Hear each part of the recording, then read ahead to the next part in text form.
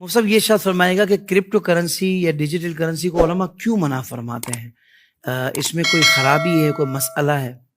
دیکھیں یہ جو کرنسیز ہیں نا، اس کو ہمارے اکثر اور جمہور علماء سے منع فرماتے ہیں۔ اس کی پہلی وجہ تو یہ ہے کہ یہ اٹ سیلف جو ہے وہ کوئی ایسی قابل انتفاع چیز نہیں ہے، یعنی جس سے ہم بینیفٹ حاصل کر سکیں۔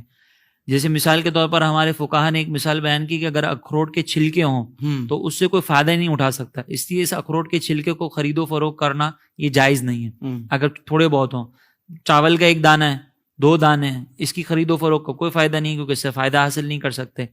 اسی طریقے سے اٹ سیلف جو کرپٹو کرنسی نا، یہ بینیفیشل چیز نہیں ہے۔ صحیح، یعنی اگر مثال کے طور پر کل کو اس کا چلن بند ہو جائے گا، جیسے بٹ کوائن ہے، اس کا چلن بند ہو کر کوئی دوسری کرنسی اس کی جگہ پر آ جاتی ہے، ریپلیس کر دیتی ہے، تو جس کے پاس یہ بٹ کوائن رہ جائیں گے وہ اب اس کا کیا کرے گا؟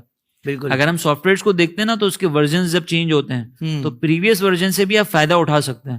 جیسے ایڈیٹنگ کے سافٹ ویئرز آتے ہیں تو آپ پریویس ورژن سے فائدہ تو اٹھا سکتے ہیں، مگر یہاں وہ فائدہ الگ بات، ختم ہو جائے گا۔ یہاں پہ تو فائدہ ہی ختم ہو جائے گا، آپ جا کے کسی کو چینج بھی نہیں کروا سکتے، کیونکہ یہ ہے ہی ڈی سینٹرلائز، کسی حکومت کے تابع نہیں ہے۔ جیسے ہمارا 5 کا نوٹ اگر چلنا بند ہو گیا تو ہم نے حکومت کو جا کے کہا، انہوں نے چینج کر کے ہمیں نیا نوٹ دے دیا۔ اگر وہ نیا نوٹ تبدیل کروانے کا وقت نکل گیا تو کاغذ اٹ سیلف بینیفیشل ہے کہ ہم اس کو ریسائیکل کر کے اس سے فائدہ اٹھا سکتے ہیں۔ صحیح، لیکن یہ ڈیجیٹل کرنسی میں ایسی کوئی صورت نہیں ہوتی۔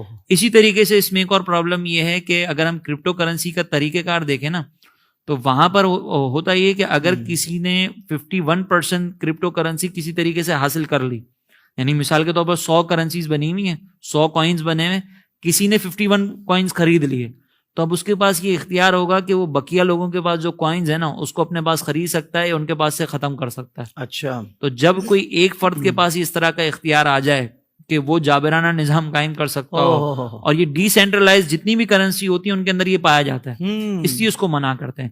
ہاں سینٹرلائز ہو جائے کہ کوئی حکومت پیچھے کھڑی ہو کہ بھائی کل کو اگر یہ کوائن چینج کروانے کی ضرورت ہوئی یا اس کا چلن بند ہو گیا تو ہم اس کے اگینسٹ آپ کو کوئی دوسری کرنسی دے دیں گے یا اس کا بینیفٹ دے دیں گے، تو پھر اس کی اجازت کی صورت نکل سکتی ہے۔ صحیح، یہ اگر جب ہوگا اس کے حساب سے پھر حکم بیان کیا جائے گا کہ وہاں پہ ٹرمز اینڈ کنڈیشنز کیا ہے۔ فی الحال ابھی علماء اس کی اجازت نہیں دیتے، اس سے منع کرتے ہیں، لہٰذا اس میں انویسٹمنٹ نہ کی جائے۔ بالکل صحیح۔